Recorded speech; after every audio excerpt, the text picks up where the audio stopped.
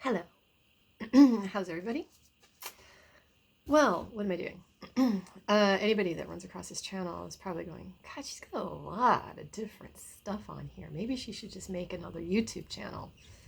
No, I can't be asked to do that. In fact, I've tried. I tried making one, and it says, well, you're limited in how many videos you can do and blah, blah, blah. You know what? Sod it. I'm just going to put everything on one, and I'll just put tags, and anybody that's remotely interested in anything I post can find it that way. Okay, well, what this is going to be another stream. Those of you that have followed my channel, all 82 of you, and thank you for those of you that have subscribed, probably see that there was an old vlog on there that went during COVID lockdown. That's all been made private, mostly because it's a place where I work, didn't really like it very much. I might bring it back up because I don't work there anymore. Heck with them. And my chickens, which is my bird rescue, which is incredibly near and dear to my heart. And if the channel ever does someday get monetized, I'll probably be 90 by the time it happens. Well, any proceeds I made would obviously help to support me and support that. But there's another little, well, it might be an income stream. It's kind of a hobby now that I've developed. But I'm going to turn it into, hopefully, a little bit of an income stream. We'll see. About postcards. And I always liked postcards. I remember, for those of you that are sort of millennials, postcards are things that we used to sit down and write to people when we went on holiday or somewhere. And some people bought them and collected them because maybe they just weren't very good at taking photos. And thought, okay, I'll just grab a few and stick them in a scrapbook somewhere so I can remember my time here. They still make them. You can still get them. But they're not as popular because most people have digital phones now with really excellent cameras that take great pictures, and everything just gets uploaded to a social media page very fast. So people don't sit down and send postcards like they used to. And plus, the cost of sending mail, snail mail, it's not cheap. But there's what I have. A lot of people know me that I like things very vintagey and antique-y and old. And I was just kind of looking through, and I've always kind of, when I go to charity shops, I like looking at old stamps and old postcards and old magazines. I don't buy them. Well, I bought some old postcards, but because it takes up space. Well, I have this really kind of eclectic taste of things that I watch. I don't really watch much network television. I do a few bits. But I watch most of what I watch is video streaming and a lot of YouTube videos. A lot of it's political news from the USA right now. I've really cut that down because it was just making me ill. But other sorts of videos that I love to watch, the transformational videos, usually weight loss, or when they go into people's homes that are just absolutely horrible, praying they should turn up at my door. And transform those, the carpet cleaning videos, where you're probably thinking, God, you're weird. But no, they take like these old carpets that they pulled out of, like we say in America, dumpsters, but skips, and they just bring them back from the dead. I love that. And I ran across a couple, and I like doing the ones where people buy stuff and resell it on eBay. And I've done a little bit of that and made a little bit of money doing that. And I thought, and I was watching one with this lady. She buys storage containers, and it's a gamble. Like, you get them maybe for 10, 20 bucks. This is in America. And sometimes they're just full of junk. But she ran across one that had this album of vintage postcards in it. And she says that's what she really looks for. That's the ultimate. That's her gold star for what she really wants. Old photographs, old postcards, and everything. And I thought, really? Old postcards? Is there really a market for old postcards? And apparently there is. Now, you're not going to get rich quick off it unless you find like the one of something. It's like that. If you collect stamps, if you find that one with the airplane upside down that hasn't been canceled, yeah, you're into some money there. If you find Titanic postcards that were actually sent from the Titanic, well, you probably just cleared your mortgage, but that's rare. But there are collectors that collect certain sets of them, that collect certain types of them. And the nice thing about doing it is you can pick up lots of postcards for not a lot of money. You just go through a charity shop and you'll find them. And you list them individually. And it takes time. It takes time for people to run across it, have a look at your page and what you want and what you've posted up there. But one person I follow is called Mail Museum, basically.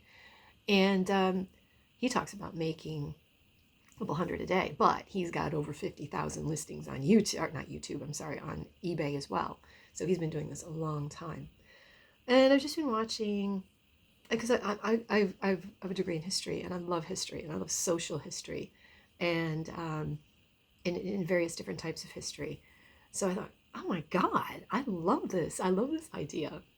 So I've actually picked up, I've bought a few job lots. I've been around to a few thrift stores and had a little look through.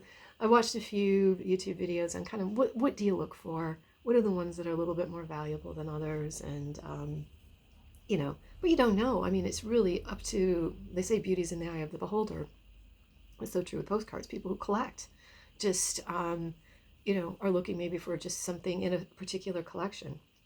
Again, you're not going to get rich quick unless you find those ones that, are really sought after and incredibly rare and are lucky finds, like the guy that went to we call them swap meets in America, and he found an old crumpled up map and he unfolded it and found out that it was an original from Philip the Navigator, and he got millions for it. And then he ended up not selling it and just, he kept the map and sold the rights to use it to reproduce. Those are like lottery wins, okay. But, you can turn around and buy a lot of 100 postcards for a couple of quid over here. And if you sell one or two of them, you've made your money back. So anyway, I do have some that I've already started doing it. It was about a week ago Monday. I just had a really awful day and had this idea in mind. So I was just kind of like walking through the shops. This is just another related issue. And found a tray of them in one of our local charity shops. And I just said, how much? And she said, oh, you know what? We're getting ready to close. I'll give you the whole tray for $5. I thought, all right. I had no idea what was in there. I did have a little flick through and saw that there were a few that were kind of desirable. I thought, yeah, I'll do it. So I got about 300 postcards for £5. So anyway, I've listed a few of those already on eBay. I've got about 68 listings. I'm about to do some listings tonight. I've got, limited time for this because I'm a full-time teacher and I do other things, and I don't have a scanner because they always say, get a scanner or get a good scanner. You can scan 50 or 60 of these in a night. Look, I'm not going to go investing money I don't really have at the minute. Well, I have it, but I'm not going to spend it until, this starts taking off a little bit. This is just going to be when evenings when I've got maybe a half an hour and I can snap a few pictures with my phone and get them on there. But these are the ones I'm going to put up tonight, and I'll go through kind of the process and what I've learned. And one of the things you want to try to find out is how old the postcard is, and that can be a little bit of a challenge. Also, but one advantage is that if it's been mailed, and some people think, well, why would you want to read someone's mail? Why would you want one that's been sent? It's like, because it's got a stamp, it's got a postmark on it, and it tells you how old it is, and that's evidence of the age. So anyway, we can start with this one. Now this one is obviously from, it says Compostela in Spain. Very pretty picture. It looks like it is, I'm not quite up on the terminology, but I don't think it's a chrome finish, because chrome finish is a really shiny one. It's a little bit of a texture to it. It's in very good condition. And there's a message on the back. I get lost in reading these. I'm thinking, ooh, I found a really saucy one. I'll go dig it out when I do another video. I'll read it. It's from the early 1900s, and I'm like, didn't think they talked like that back then. But it says, I think it says, Dear Lena and Tom, I hope you are feeling better and that Tom is okay. We are enjoying the good sunny weather, and the hotel is good, so is the food. We like the place very much. And this is sent to some people in England. Spain is it was back then, it still is a very big, popular tourist destination. Okay, well, I thought, how old is this thing? Because there is a postmark on it and it's canceled, but you can't read the year. I can shine my light up to it, and I can't. So what I did was I looked at the stamps. That's a good indicator. And if you can see, I'll hold it up really close. You'll see it says 20 pesetas and 3 pesetas. So you know that at the time it would cost 23 pesetas to send this from Spain. So there's the clue, the cost at the time. Also, pesetas, that's the old currency of Spain. So you know this is at least pre-2002, because that's when Europe went over to the euro. I ran the stamp through Google Lens, and this one came up at about 1980. And that kind of jives with what it looks like on the front, kind of late 70s, early 80s, and the cost of how much it would be to send this from Spain to England. Okay, so big clue there. Here's another one. I did kind of the same process with this one. This is from the Netherlands, from Amsterdam, I believe. It says on the back. Something I can't say. Peverhoven, something. That's the name of the painting. So, but anyway, this is from the Netherlands. Again, this says 50 cents on it. So you know that this is at least pre-Euro. I Google Lens the stamp, and it is about the same time as the Spanish one. I would say, I think they said this is sort of like 1980s, early 1980s. And here we have Dear Nana and Granddad. I hope these people are watching. Having a nice time here in Holland. Have been to Rotterdam. We are now in, oh God, I can't say this word. Schenvenigen, something, a seaside town. A few days we are going to Amsterdam. See you soon. Okay, and this is to some people in Cheshire, England. I don't want to say their names in case they still live there. They're still alive and they're still living there. Okay, so that's sort of the process. So yeah, that's sort of like 1980s-ish. Again with this one. Oh, I didn't have to do it on this one. This has got the postmark on it. 1966. That's the year I was born. Okay, 58. I'll be 59 in a couple of weeks. And this is a lovely picture. I believe this is a chrome finish. This has got that sort of shiny, smooth finish on it. Okay, the handwriting on this is really small. Just read a little bit. Dear Frank and Val, having a great time. Weather is very good. That's a lot for England. Some Willie days, something like that. Doris and Derek. I can hardly read this. All been in the sea. Oh, Bournemouth, of course. It's the postmark says Bournemouth. Show it to you. Yeah, so Bournemouth is down on the coast. But it's got a thatched roof sort of feeling to it. Right. We'll see you sometime next week. Anyway. Oh, I hope you guys had a good time. 1966, so this is quite old. Well, I just called myself quite old. I've got some that are older. A lot older. Okay, this is from a town that I've actually visited. I actually have friends that live here. This is Kristiansund, and this is in Norway, but this is near Trondheim. I've been to Trondheim. I haven't been to this place. This is 1962. See the postmark on the back. So it looks like it's just got a stamp on it. Not all countries used actual postage stamps. Sometimes they just stamped it, and that was your postage paid when you paid it. Here I am taking the coastal cruise in Norway, enjoying it. We visit the place today. It's lovely on cruise ships, but something. Oh, crossing the North Sea. We had a terrible time. Everybody was ill. Oh, I can imagine. Oh, I've been seasick before. It's horrible. This has got a little bit of a crease in the middle of it. It's fine, and from what I've researched, it's fine to do that. It's fine to post these, but you just need to put that in the ad that there is some slight creasing. Old postcards are going to have damage to them. They're just, especially if they've been mailed. Okay, so they're not, I should say damage, but they're going to have some wear on them. And as long as the seller is aware of that, or the seller, I'm the seller, they're the buyer. So they're aware of that, they're usually okay. Oh, I tell a lie, 1962. This is older than me. Ooh, you're ancient, babe. Okay, here we go. We got another one from Spain. A nice Spanish scene. So, yeah, you can tell it's got some age to it, but it's in relatively good condition. I like the stamp on it. I think the stamp is quite lovely. And that is, again, how I figured out how old it was, because I took a picture of the stamp and ran that through Google Lens. And it just tells you the history of the stamp. I don't collect stamps. I don't know the first thing about collecting stamps. I have a friend who does. But this is 7 pesetas. So obviously it didn't cost very much to send a postcard back then. But this particular stamp came out in the early 1980s in Spain.